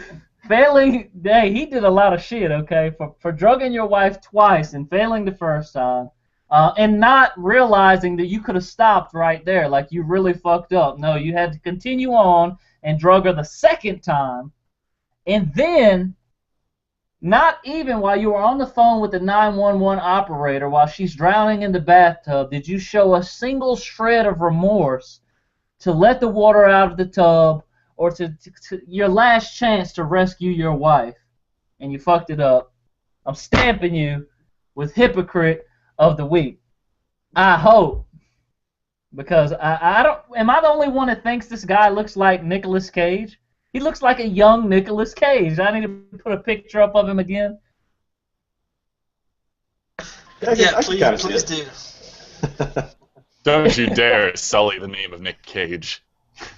Sully the name of Doesn't that Cage. kind of preempt, doesn't that kind of preempt insane behavior? The fact that he kind of looks like... Cage sullies his own name by starring in 13 movies in 1 week. I will find you, GE. Hey, I'm in North Alabama. Good luck. But anyway, yes, we There's definitely only 12 people. don't condone this behavior. Yes, we're laughing about it and joking about it, but we do not condone this behavior. And it's really sad that this guy, he was just so hell-bent on killing his wife. He had so many chances to change, He had the chance when he got kicked out of his church as a pastor. Like, that should have been the serious eye-opener right there, okay? Like, hey, I really fucked up. I need to fix this situation. But no, then he goes and gets a job at a nursing place and gets medications to kill his wife. Like, that is the solution. I don't want to beat the dead horse anymore. If anybody else doesn't have anything to say about this fucking idiot, we can case close him and hope that he gets raped in jail. Not just say that. I'm not condoning rape either, Dieter. Thank you so much for clarifying, because that was just way up in the air for me. Gee, stop looking at your muscles. Yeah, so I mean, what a fucking clown, man! Like, look at G flexing. Yeah, for real though, like, what a fucking clown, man! Like, can you become any less of a decent human being? I mean, I guess he could have done some really fucked up shit to his wife before he killed her, but just no remorse. What a psychopath, man! Well, I think a psychopath would take enjoyment in it. I think he's more or less a sociopath. You may be right about that. Let's just label them both to be safe. We don't know if he enjoyed it or not. He tried to do it twice. So he was definitely adamant about getting rid of her. No, I think he was obviously an atheist because no true Christian would have ever done that. Yep, that's right. Yes, that's definitely it. He was definitely an atheist because, only atheist scum want to kill their wives instead of just divorce them. He'll find Jesus again in prison, so it's okay. No, he pronounced if only he would have read the Bible and known the 10 Commandments. What a silly atheist. Doesn't he know that it says, thou shalt not commit adultery, thou shalt not murder? What a silly... He said, thou shalt not give a fuck. Nicolas Cage. I remember that part. Thou shalt not boil a baby kid in his mother's milk. Wait, huh? Is that how you make most kinds of stew? Please have mercy on us and end this episode. Alright, so let's go ahead and end it. Thank you, beautiful motherfuckers over on YouTube, for watching. Yes, I'm drunk already. We really appreciate our YouTube audience. Thank you so much for tuning in. Let's give a special shout out to Brandy because she stuck with us all along. Let's give another special shout out to Chad. This is his 3rd episode, and hopefully he's going to be sticking with us for a while. We recently got Brendan, the prototype atheist, to 1,000 subs, but that doesn't mean you need to quit subbing. You need to keep that subbing up and keep going. And while you're at it, head over there to GE and Dieter's channel and hit those subs. And hopefully, very soon, we can get Chad up on the blog, blogging regularly, or putting up his own YouTube channel because, a lot of you guys, I'm sure, are interested in philosophy. I'm ready to butt heads with Chad when necessary. So with that being said, make sure you guys head over to thesecularroundtable.com. We've recently put up GE's t-shirt over there, the Think Skeptically, Stay Godless. I should have the Rational T up soon. I've had to rework the design because it wasn't a PNG. Go figure. We should have Brendan's up at least by Tuesday or Wednesday. And basically, we're going to keep those designs coming so that you guys can have plenty of T-shirts to wear, man. With that being said, I'm Aeolus, your host. You guys go ahead and do your thing. Well, I am the Godless Engineer. You can find me on YouTube at Godless Engineer or on Facebook at Godless Engineering. Just type that into the search bar. You'll also probably come up with a number of Godless Engineering groups. I suggest you check out the main group first, and then if you feel comfortable, check out some of the other subgroups while you're there. Be sure to find me on Twitter. I check that pretty regularly. Instagram, I haven't really been posting many pictures on Instagram, but I'm as soon as my phone's charged, I'm sure I'll post one sometime. So just find me anywhere. Give me a message. I always like talking to people. And think skeptically and stay godless. Hey, GE is also that almost famous motherfucker that keeps getting shout-outs from people. Getting Aaron Raw onto his show, man. Go check that video out. Getting shout-outs from King Crocoduck and Wildwood Claire. Over here doing his fucking thing. I'm getting ready to ride his coattails to success. Yeah, all of those, I didn't exactly expect Aaron to do an interview with me, but I'm really glad that he was able to give me his input for Darwin Day. And it was a very relevant topic, too, because we were discussing Ken Ham and his Darwin was wrong day idea, which he tried to do a hashtag on Twitter for, and it just turned out horrible for him, which I'm really glad about that.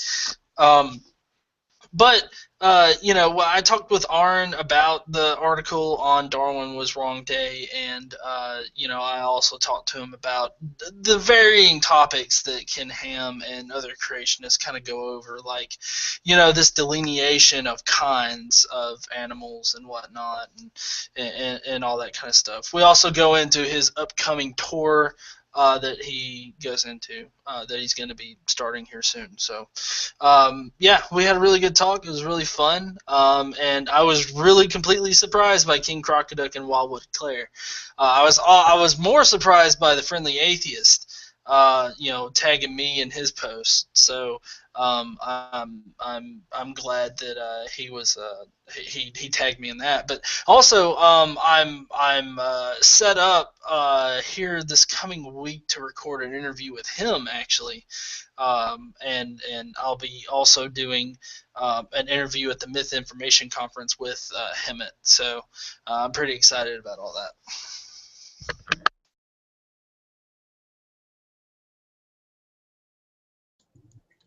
Well, I'm Dater Lucum.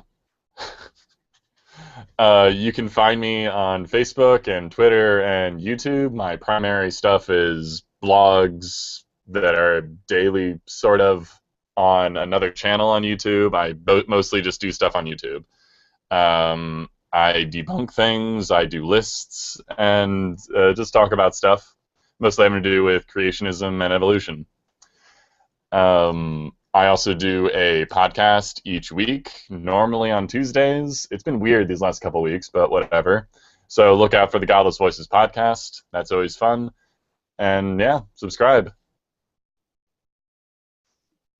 Hi, I'm Brendan, the Prototype Atheist. You can find me on YouTube and Twitter and Facebook, all those good places.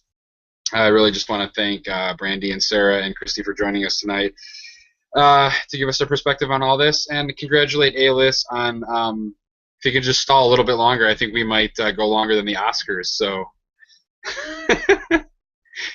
But I'll go ahead and kick it over to Chad. Yes, thank you very much, Prototype. And I am Chad. You can find me on Twitter at @exemplary_Chad. You can check out my podcast on tabletop gaming at exemplarydm.com, and you can check out the book I wrote about tabletop gaming. It's called The Exemplary Tome of Gadgets. And you can look forward to hearing more news from me in this particular arena in the future, like Aeolus was talking about. We're going to get some details worked out and stuff like that. and we'll have some things happening. So thank you so much for watching, and Brandy, you're up. Hey guys, I'm Brandy. I'm not super active on social networking just yet, but I'm trying to make a point to get back into doing more art. So check out my Facebook, Instagram, Twitter, all that jazz. I'm going to have some Google Plus even. I'm going to have some more artwork up pretty soon in the next coming months, so check me out. Brandy Likes Art is Twitter. All right. Thanks, guys, for having me again. It was really enjoyable to talk about all the things and hear you guys talk about your hypocrite. Yes, let me also add that Brandy is a fantastic artist, and as you know, I'll go ahead and plug her here. You guys need to go ahead and check that out if you're interested in art. I'm gonna try. I've been trying to get her to do some art that we can perhaps auction here on my channel, so that we can, you know, use that money to go to more of our philanthropy-related projects. So we'll see if we can do that. And as always, guys, you know, I'm your host, Aeolus, a.k.a. your favorite atheist. I'm no longer just saying that anymore. Like, people are actually telling me that now. So it's like, yeah. They're like, Aeolus, you're my favorite atheist. I'm like, oh yeah. It's only because they don't know me well enough yet. But thank you guys so much for watching, and make sure you tune in next week, because we're supposedly having the one and only Nephilim Free on for a debate. So we'll see if that actually happens. I'm not sure he really wants to take a beating from an engineer, a molecular biologist, a guy who's in labs and shit, a philosopher, and a religious scholar. He's very outclassed. I definitely want to hit him right off the bat with, yo, Jesus didn't exist. Usually that makes their jaws drop, and they're just like, well, I just can't simply have a conversation with you because... Or he could say that you're now taking the burden of proof. Yeah, we'll have to discuss tactics before we start, because we can't be doing that. If we get into the historicity of Jesus, then we'll just have, like, a paragraph of information to keep dissecting for the entire 2 hours. Honestly, I was hoping that no one would ever want to come on and debate, and I put the challenge out there, and every time I put the challenge out there, I made sure I included all of you guys' titles and shit. So I was like, yeah, you don't want to fuck with us. Like, we got all this, we got a stacked panel over here. And then, of course, give him to me. I'm just going to sit back and, like, whenever, if he tries to bring up something, you know, biblically based, then I can hop in and be like, But I'm pretty sure he's going to try to hit philosophy, which is so great that we've got Chad here, because he's not going to be able to try to pull that bullshit on us. Not that he could have anyway. But anyway, let's have him talk about feminism instead. All right, we'll wrap it up. Thank you guys so much for watching, and make sure you tune in next week for the amazing debate that is supposedly taking place. Thanks for watching. Think skeptically, stay God. Let's keep calm. It seems legit. Peace.